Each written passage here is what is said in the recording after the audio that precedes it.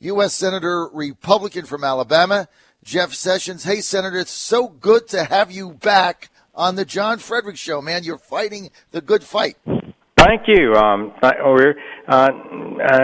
This is a big election. People are going to need to have their voices heard, and who knows, we may not be able to gather the kind of storm attention that the American people have this election in years to come. This may be a very decisive election about the future of America.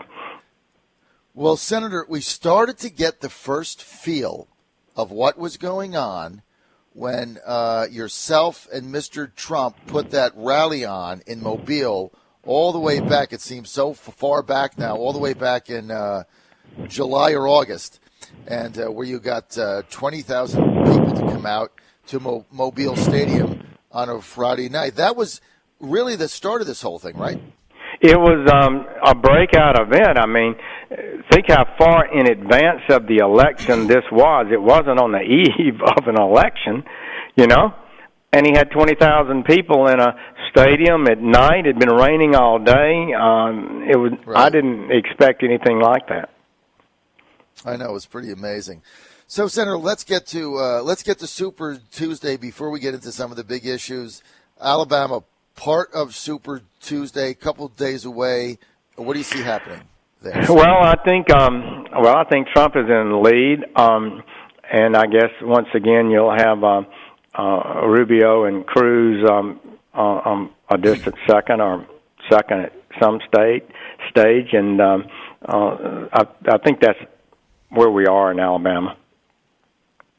All right, so Mr. Trump probably going to win that state, as many others on Super Tuesday. I want to get to, if I may, Senator, trade and this disastrous Trans-Pacific Partnership TPP deal. Look, I've been fighting that. I've been fighting these trade deals forever. If you go all the way back to NAFTA, we've lost 60,000 manufacturing companies in the United States since that deal was made.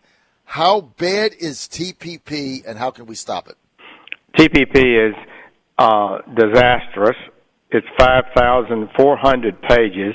Nobody can possibly understand it all. This is one of the worst parts of it.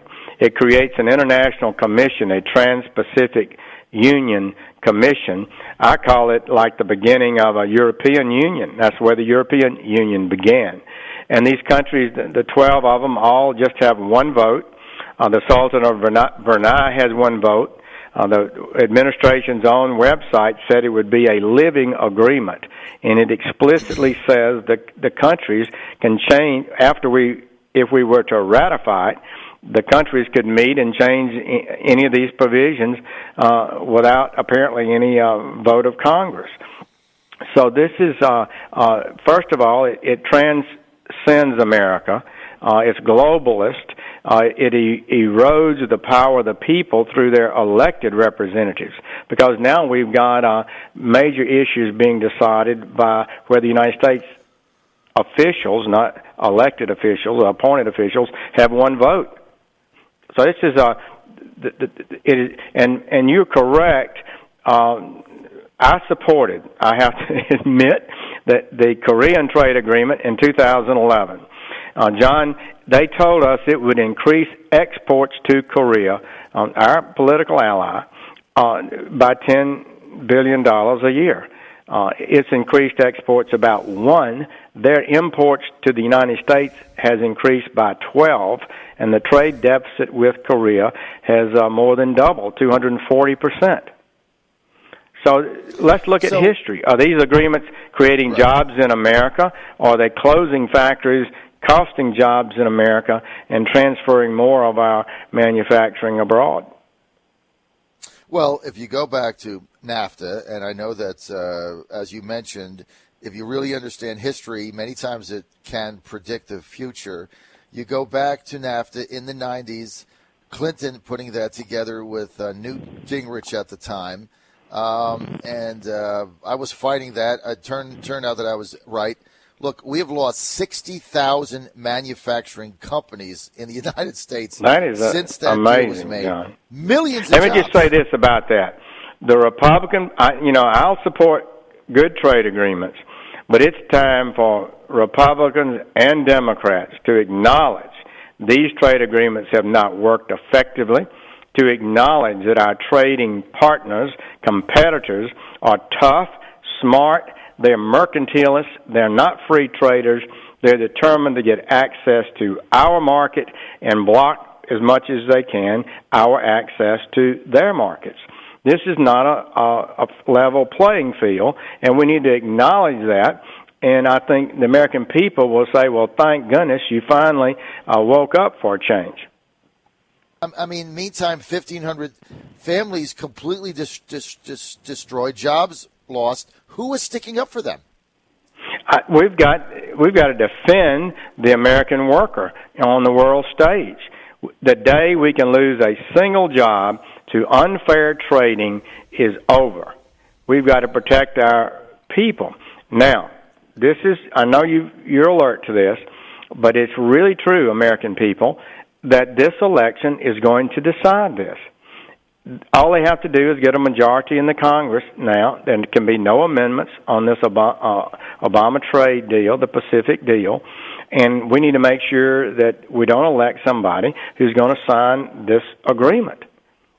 And so I just say, as we consider the vote, this will be decisive. If we elect a president who pushes for it, he very well may get it.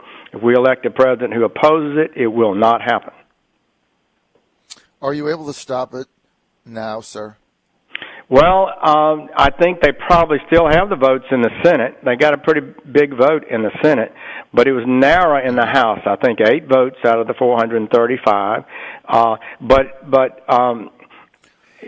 But no agreement that's been fast-tracked, and we had the fast-track vote, has ever been defeated. So it's a dicey thing. But if we elect a president, they're not going to bring it up before the election because they're afraid to. The American people do not want it, and they do not want to be voting on it before the election. So the powers that be, the establishment, if you will not bring it up until after the election. And if a president is elected who opposes it, I don't think it will pass. So, Senator, are you confident that we're not going to get this trade deal passed in the middle of the night in a lame duck type of environment? No, I'm not confident. It absolutely can pass. I think it's in trouble. I think the American people are learning more about it, and the pendulum is moving against it. But if you elect a president who wants it, who says, well, I made a few changes in it, and that's all good, they may well be able to get it through. This election, people are going to decide. There are certain powers the American people have, and this election is one of them. It's hopefully. Hopefully now, I submitted questions to all the candidates, and on the Republican side, Trump answered clearly that he's opposed to it. Cruz says he's opposed to it,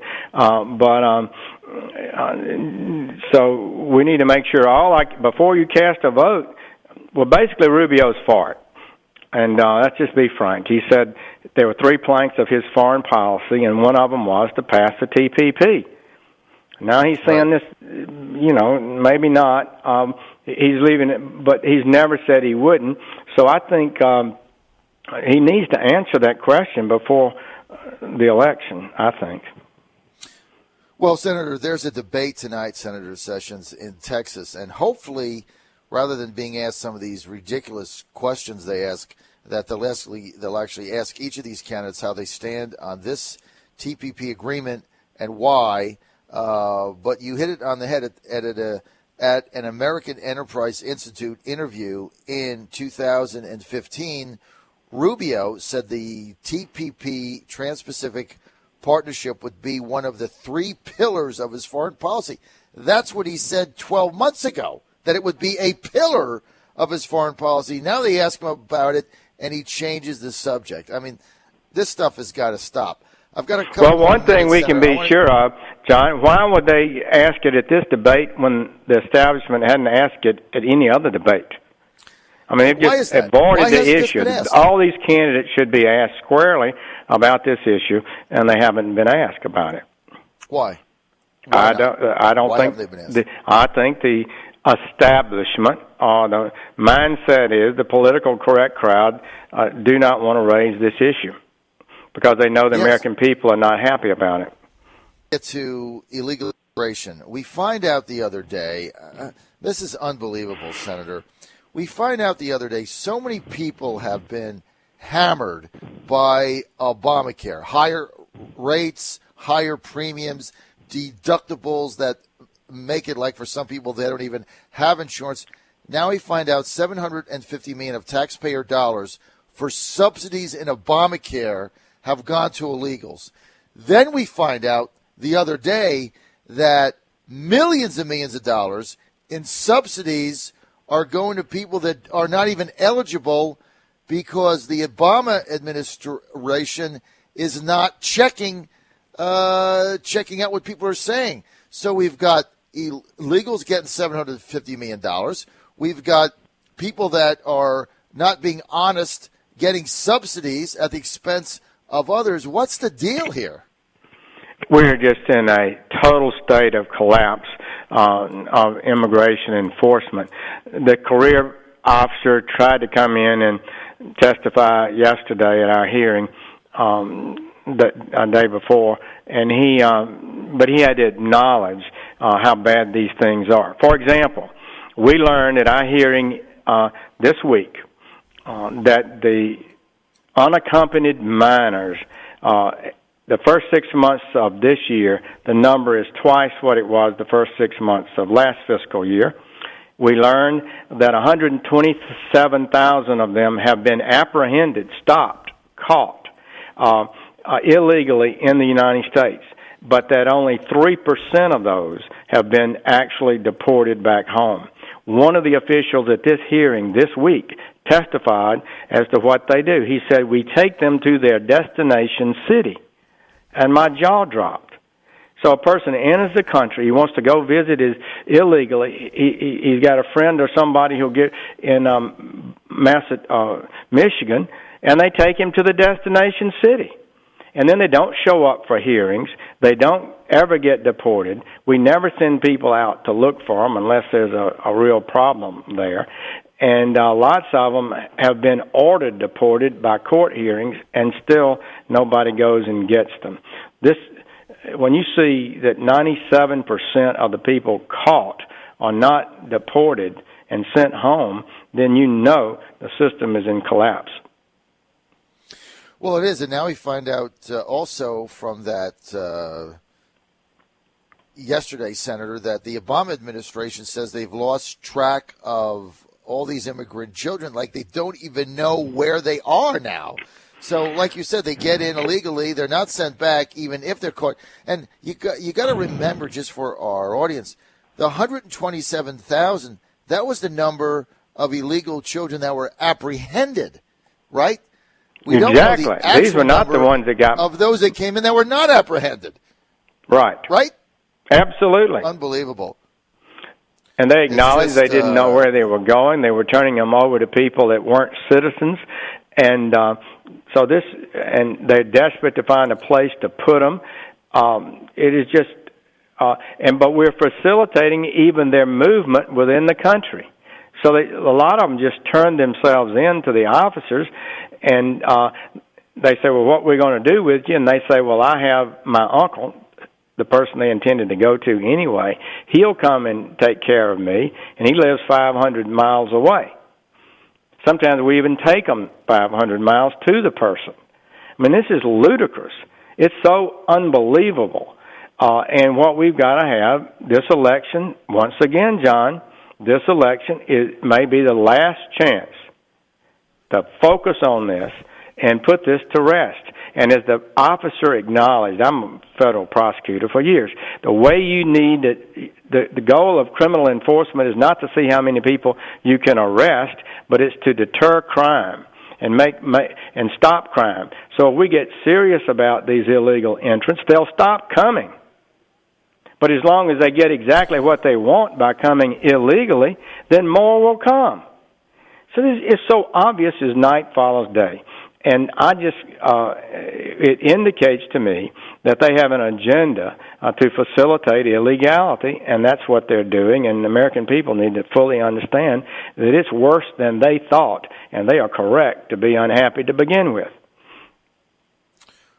For President Obama and this strategy that you mentioned, Senator, what's his end game here? Well,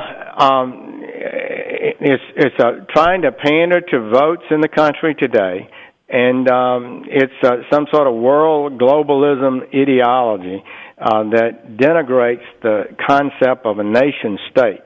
A lot of these people just believe borders are out of date, and that people should be able to move where they want to. And they are supported by certain businesses who think if I want to contract with somebody to work for me for half the salary that current workers have, and they live in Bangladesh, I should be able to bring them here. Free market, right? But human beings aren't products, and we are a nation. And our people give of themselves for this nation, and the nation owes them protection and security. Senator, these globalists and the big banks controlled by Wall Street and these big global companies are searching and scouring the globe for slave labor. That's the bottom line. That's what this whole thing is about, start to end, is finding cheap labor, and it's at the expense of the American worker. Senator, we're out of time. Thanks so much for being with us, Senator. Well, it's good to be with you, and we'll have a hearing this afternoon about the abuse of the higher tech workers at the same time that information technology companies are projected to lay off 330,000 already working Americans in computer centers and replace them. Some want to triple the number we bring in from abroad to take those jobs. It's the kind of silliness that just have got to stop. It'll be an important hearing today.